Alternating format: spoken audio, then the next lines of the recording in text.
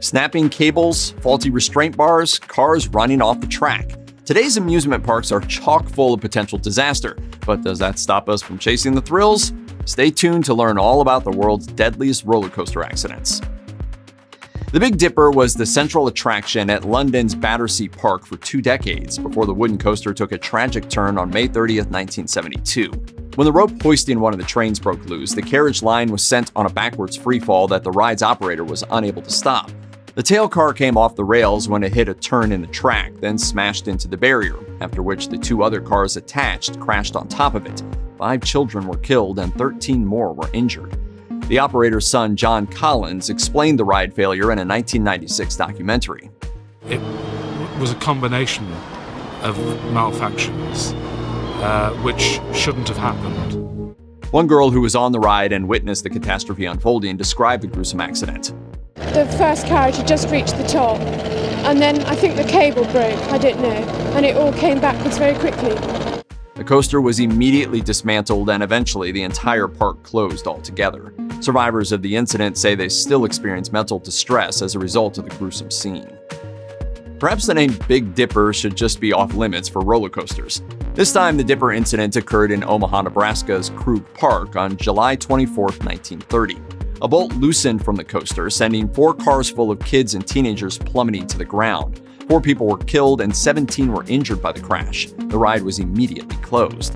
The deadly incident also prompted the Omaha City Council to immediately pass an ordinance banning roller coasters in the park, leading to its inevitable closure a decade later.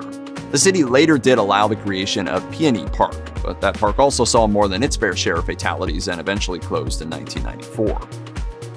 The indoor Mindbender coaster at West Edmonton Mall in Alberta, Canada was reportedly declared safe by an inspector just 1 day before its fatal breakdown on June 14, 1986. Due to missing wheel assembly bolts, the rear car came off its track in the midst of the ride's climax. People who witnessed the incident said the car was upside down on the 3rd loop when the last car lost its wheels, and all 4 passengers in the cart were ejected. The roller coaster continued out of control before coming to a rest after rolling backward, with a final wheelless cart jamming up against a pillar. The remaining passengers remained stuck on the track, while of the 4 ejected passengers, 3 were killed. A man named Rod Chaco was in the last car and survived the incident, but with devastating injuries. He had a broken pelvis, shoulder, ribs, and legs, and a punctured lung. It was an accident. I have no hatred or ill to West Edmonton Mall. They treated me very well. He later described the scene in ghastly detail, telling the Toronto Sun, "We had gone up and were done with the big drop where we got our speed.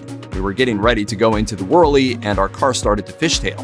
I grabbed onto the safety bar we had back then and I held on, but the next time it went over, my lap bar was released. I flew." The ride was redesigned, repainted, and reopened months later. It still runs to this day. On August 28, 1999, the Wild Wonder roller coaster in Ocean City, New Jersey endured multiple mechanical failures, causing a car to lose traction and plummet 30 feet backwards towards a sharp curve. A 39-year-old woman and her 8-year-old daughter were killed after being ejected from their car due to the force of the turn. 2 others were injured. The drag chain of the ride releasing prematurely was the major cause of the gruesome incident. However, the ride's safety features, including the pair's lap bar and the built-in anti-rollback safety mechanisms, also failed to prevent it. One witness told the New York Times, "I saw the car going up, then something let loose and the car came slamming back downward, slamming down. I saw 2 bodies fly incredibly. It was a woman and a child. The woman slammed into a beam. The child just flew. I knew right away they had to be dead." The ride was immediately closed and removed from Gillian's Wonderland Pier, although the park itself is still fully operational. The Wildcat ride at Bell's Amusement Park in Tulsa, Oklahoma turned into hellish chaos on April 20th, 1997. One of the cars on the steel coaster disengaged from the tracks while ascending its hill, causing it to careen backwards into another vehicle. A 14-year-old boy in the front car was ejected, hit his head, and fell to his death. 6 other passengers were injured. One of the adult riders, whose 9-year-old daughter was among the injured, told Tulsa World, "It was terrifying. There was nothing we could do to prevent it. It shook my insides. It was so hard." The ride was then dismantled and relocated to Jolly Roger Amusement Park in Ocean City, Maryland, where it was rebranded as the Avalanche. It operated there from 2008 until 2014. Unleash the runaway mine trains on Big Thunder Mountain, but every day, Big Thunder strikes. Disneyland is not immune to tragedy despite the moniker the happiest place on Earth. On September 4, 2003, Big Thunder Mountain Railroad suffered a catastrophic accident caused by improper maintenance. The front locomotive car derailed and the front portion of the car dug into the track. The rear portion landed on top of the leading passenger car, killing one 22-year-old man and injuring 10 others. The young man's family sued the park and settled for an undisclosed sum. This was the second major incident involving the ride. In 1988, a 5-year-old boy's foot got trapped between the passenger car and the platform. He had tried to exit during a brief stop near the end, thinking the ride was over. All of his toes had to be amputated as a result of the awful injury. Located at Marriott's Great America Amusement Park in Santa Clara, California, Willard's Whizzer was infamous for issues with its braking system. An utterly preventable accident occurred on March 29, 1980, when the steel spiral coaster's faulty mechanics sent one car crashing into another. The cars then smashed into would-be passengers attempting to board the ride. A 13-year-old boy fell, suffering fatal internal injuries to his chest and abdomen. 8 others were also hurt. A park employee told the local press that a combination of 2 failing systems was responsible for the ride breakdown, including an electric safety mechanism which was supposed to ensure adequate distance between cars. He remarked, "The odds against that happening must be astronomical." The ride was later modified and renamed before closing in 1988. The Treetop Twister at New Yorkshire's Lightwater Valley had only been in operation for a month when it cost one British student her life. On June 21, 2001, several of the cars crashed into one another after a wiring mistake overrode the emergency fail-safe systems. The victim's boyfriend, who was also injured by the accident, described the moments leading up to the crash, telling the Telegraph, "We noticed the car in front and knew something was wrong. We went halfway up a slope and hit the car and rebounded. We saw a car behind us coming around the corner and we went backwards and hit it." The 20-year-old woman, Gemma Savage, died after suffering severe head and spinal injuries. Her family sued the park, but her death was ruled a misadventure rather than an unlawful killing. No charges were brought against the ride's maintenance worker. Despite its devastating beginning, the ride still remains in operation under the abbreviated name Twister. It was the site of another dangerous flub when a worker started up the ride as a joke while another was doing checks on it. The victim was thrown 13 meters into the air before another attendant stopped the cars. We begin with that breaking story, a deadly fall from one of the tallest roller coasters in the world. Yeah, this is both scary and sad. Six Flags Over Texas aimed to honor its state's reputation when it refurbished the Texas Giant into a 153-foot tall behemoth in 2011. 2 years later, in July 2013, the massive coaster was the site of a gruesome disaster. A 52-year-old woman named Rosa Esparza fell from her seat on the ride, dropping 7 stories to her death. Her son, who was with her at the time, reportedly screamed for the operators to halt the ride. Her body was later discovered by authorities, nearly severed in half on the roof of the ride's tunnel.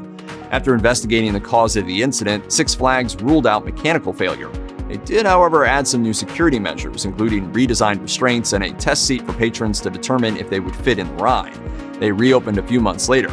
Esparza's family sued the company and ultimately settled for an undisclosed sum, agreeing that the park would not accept fault for the accident. Even kiddie coasters have been known to turn deadly. A 3-year-old boy named Jason Dansby was riding an indoor mini coaster with his twin brother at Go Bananas in Norridge, Illinois on April 2, 2011, when he wriggled out of his restraints and stood up. He soon lost his balance and fell backwards to his death after being wedged in between the moving cars. The toddler's parents witnessed the tragedy, and the center's owner was charged for not keeping maintenance records on hand for investigation. The boy's parents, along with several witnesses, sued the site after the incident, but the park reopened just a few days later after passing a state inspection. The ride is still operational to this day. Myrtle Beach's Magic Harbor earned the nickname Haunted Harbor after a 13-year-old girl was thrown from its Black Witch coaster on April 3, 1983. Witnesses said the girl, Sherry Depew, was seated properly for the ride, but her lap bar came undone partway through. A fellow rider told the local news, "She wasn't doing anything, it just popped her over the front seat. She was trying her best to bring herself back in, but there was nothing to reach for." Depew's family sued the park for her death, claiming that it had been aware of the potential hazards of the ride, but employed incompetent operators to staff it. The park ultimately shut down in 1999.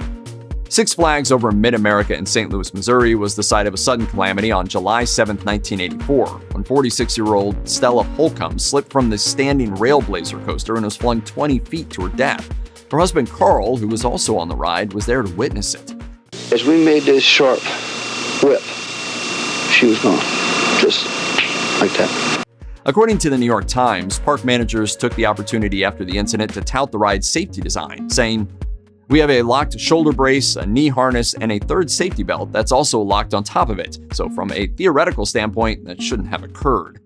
They also suggested that she may have fainted during the ride and that her weight may have been a factor as well, but her husband disagreed. Holcomb's family settled with the company for $1.8 million, and the park replaced its standing coaster cars with the original train cars that had been in place for a decade before.